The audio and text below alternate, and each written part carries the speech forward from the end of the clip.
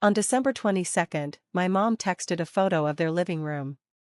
The stockings were hung, a half-decorated tree stood in the middle, and an empty space was left where the presents usually were. The caption read, "It doesn't feel the same without you. Ellie keeps asking why Uncle isn't coming this year." I looked at it a long time, but said nothing. On December 23rd, Natalie tried calling. I let it ring. Then she texted, "I know I messed up, but you don't have to punish all of us. Just come see Ellie, she misses you." 2 minutes later, another text came, "Mom and Dad are behind on their mortgage. I know you don't care, but the bank called today, I thought you should know." That was the usual request wrapped in guilt. I ended up blocking her number. On December 24th, my dad sent another text, "You made your point. We understand, but enough is enough. We still need help. We're still your blood." That night, I sat alone by my fireplace with a glass of wine. I looked around my small apartment, quiet, with no holiday decorations or noise, just me and the silence that everyone had warned would ruin me. For the first time, I was grateful for that silence. Then in January, I received a call from an unknown number. I answered out of habit. "Is this Daniel?" a man asked. "Yes. Who's calling?" "My name is Mark. I'm calling for your father. He mentioned you're the head of the family trust." I froze. I canceled that role 2 months ago. The family lawyer finalized it. "My name is removed from everything." The man paused. "I see. Your father said he couldn't reach you and asked me to see if there were any options. He's in trouble." "Of course they are," I muttered. Natalie and my parents had run out of options. Their safety net was gone. Now they were desperate and trying something new. I hung up without another word.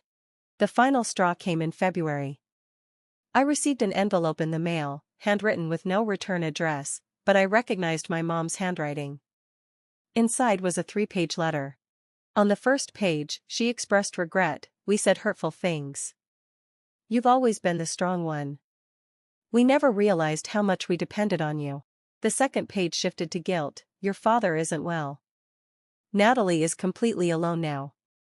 We're worried about Ellie. She's struggling." The third page was a plea, "We're selling the house, but we owe more than it's worth. We just need a little help to get through this. Then we promise never to ask again. Please, Daniel, do it for your father. Do it for the family." I held the letter for a long moment, feeling the weight of every word meant to make me feel responsible. Then I folded it, walked to the kitchen, and threw it in the trash. The truth is, they weren't really asking for help. They wanted control. They didn't want me back as the quiet, never saying no person who paid for everything. That version of me is gone. I'm not their scapegoat anymore. I'm not their backup or a safety net. I am done. And the worst part for them is, I'm doing just fine without them. I got a new job, moved to a new city, a fresh start. I began volunteering on weekends, not because someone needed me, but because I wanted to. I built a life where no one calls me at 11 p.m. to fix their mistakes, where being independent isn't punished, and where kindness isn't used as a tool. I don't regret having helped them in the past, but I do regret taking so long to stop. Do you know what real peace feels like? It's not being surrounded by family, it's being free from people who only call you family when they need something. Update. Months later, I wasn't sure anyone would notice this post. I just needed to say it out loud. I read every comment. Some people called me brave, "They don't deserve you." They thanked me, and I realized how much I needed to hear that. A few asked, "But what if they change?" I wondered that, too. It's been months now. They didn't change. After I cut them off, after the folder, the screaming, the silence, and the letters, I hoped someone would understand, reflect, and apologize. They didn't. Instead, they got quiet for a while, then sneaky, then desperate, and then ugly again. But me? I got free. I moved to a new place, found a job where I can sleep at night, and started real therapy, the kind that helps you stop trying to fix everyone else so you can learn to care for yourself. Now, I cook for myself, sleep well, go outside more, and I don't jump when my phone buzzes. Sometimes I think about Ellie, wondering what she is learning about family, but I know this, I was the one who finally said enough. A few days ago, I received another letter from my mom. It said only, "We're still family."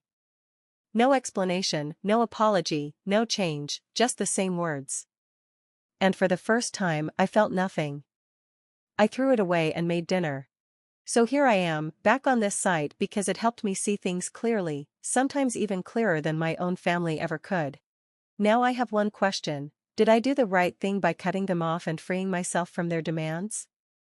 Was I too cold, or was I finally done being the only one trying to keep everything together? I'm not sure. But one thing is clear, for the first time in my life, I'm not just surviving, I'm living. Thank you for listening. Are you still with me? I had to, she shouted. He was turning everyone against me, I wasn't. I replied, you did that on your own. The room fell silent again. Then my mom leaned forward and spoke gently, listen, honey, we may have overreacted, but we're still family. Family fights happen. Let's put this behind us. I interrupted, you're not understanding me. She looked surprised. What do you mean?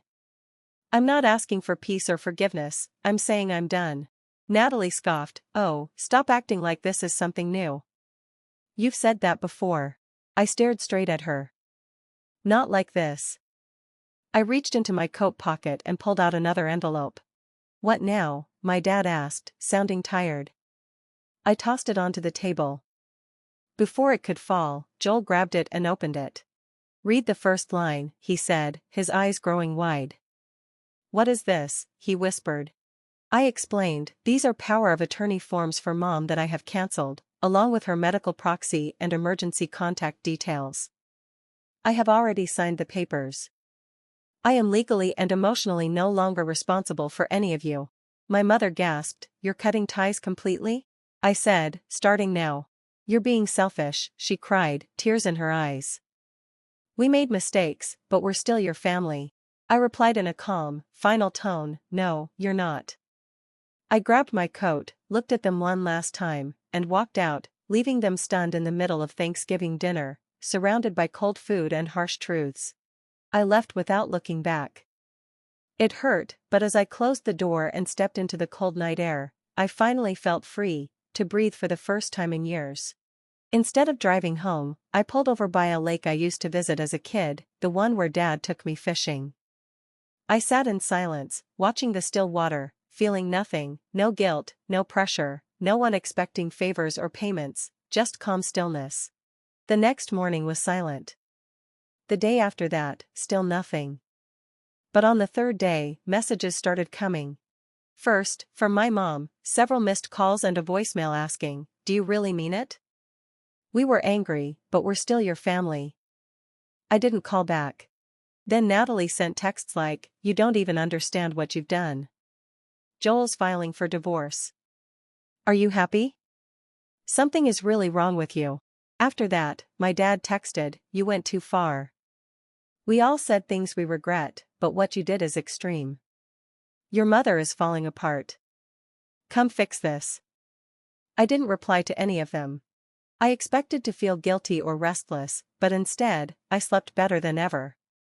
There were no more second-guessing texts, no more waiting for disaster to strike, no more late-night money requests or guilt trips. For the first time in a decade, I could hear my own thoughts. I began waking up early to go running, made coffee slowly, and started scheduling appointments, dentist, doctor, even a therapist. Not because I was broken, but because I finally felt I had the right to take care of myself. I changed my emergency contacts, removed my parents, updated my passwords, froze every joint account they could access, and blocked Natalie on every platform. It wasn't about revenge anymore, it was about closing that painful chapter. A week after Thanksgiving, my cousin Laura, who had clapped when they voted me out, texted, I didn't know you paid for my tuition. I'm sorry, I just followed the crowd. You were always the one who really helped. I didn't reply, though I read it twice. Then Joel messaged, I filed the papers. Everything in that folder is true. She cheated, lied, and manipulated. Not just you. I asked. He replied, me, too. You did the right thing. I wish I had left sooner. I wasn't expecting it, but it happened. A few days later, I did something I hadn't done in years. I applied for a job in another city. Not because I was running away, but because I was finally free. No more comments like, you should stay close to home or, who will take care of them if you leave. I reconnected with old friends I had pulled away from because I was always caught up in family drama. Some of them even saw my post on Reddit and reached out to say, we're proud of you. They didn't ask for money or use guilt, they just offered simple, honest support. Someone asked, don't you regret it? I paused. Vince replied, I only regret not doing it sooner. I thought it would be the end. And in some ways, it was. But with people like my new friends, I learned that when those who hurt you face the results, nothing ever ends perfectly. The weeks after Thanksgiving were very quiet, peaceful and calm, until Christmas. Before that, she stood up with a proud smile and said, before we cut the turkey, there's something we need to say. Everyone got quiet. I already had a bad feeling. It was the same tone she used years ago when she got me in trouble for something I didn't do. We had a family vote, she said, smiling like she was winning a prize, and we've decided you're not part of the family. Then the cheering started. My cousin clapped. My uncle raised his glass. Even my mom laughed and said, someone had to say it. I sat frozen. My food was cold, but my anger was hot. My dad didn't even look at me, he just said, it's probably for the best. Wow, I said as I pushed my chair back, you guys really planned this. Natalie grinned, you've been toxic for years, we're done pretending. You're not family, my mom added casually, like it was no big deal. I looked around, no one spoke up. Good, I said calmly, then I reached into my bag, pulled out a folder, and placed it on the table. The loud thunk sound made them pause. Natalie looked confused. What is that? She asked. Why don't you see for yourself? I said. She opened it, smirking at first, until she saw the first page. Her face turned pale, then she screamed like she was in a horror movie. Her chair fell as she jumped up and slammed the folder shut. You monster, she yelled, you're messed up. Everyone gasped. Her husband Joel grabbed the folder and looked through it. Is this real? He asked. I nodded, every word, every receipt, every screenshot. The table went silent. You thought I'd never fight back, I said, standing slowly. You thought I'd always be the quiet one, but your little show is over. Want to know what's in that folder? I'll tell you, but first, let's go back.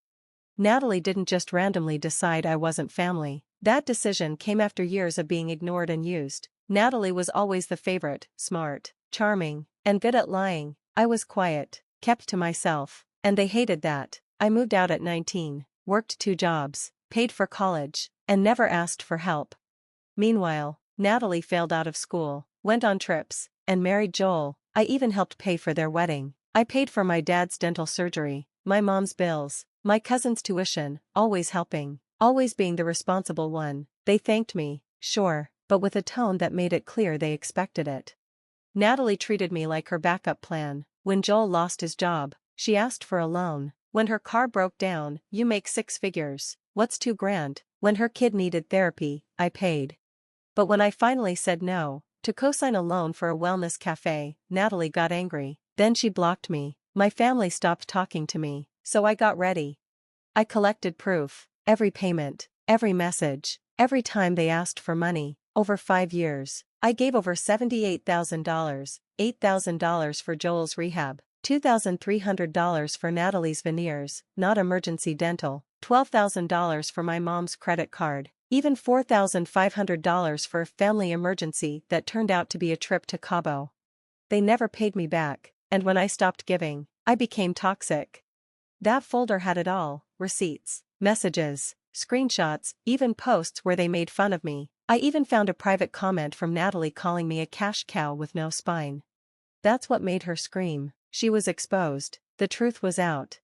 Joel saw a note that said I paid $4,200 for a hotel in Santa Monica for Natalie, with someone named Alyssa. What is this? He asked. I didn't answer. I didn't need to. You kept records? My mom asked quietly. Yes, I said, because you never remembered. Someone had to. Natalie stood, shaking, eyes jumping between Joel, me, and the folder. This is a violation, she said angrily. You had no right. No right? I replied. You stood in front of everyone and kicked me out of the family. Now you're upset that I came prepared?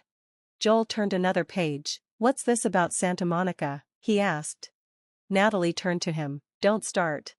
Who's Alyssa? He asked. Why were you at a hotel on my credit card? She said nothing. Let's all calm down, my mom said. Okay, I said. Let's talk about how you called me a parasite while cashing my check. That's not fair, she said. We were under stress.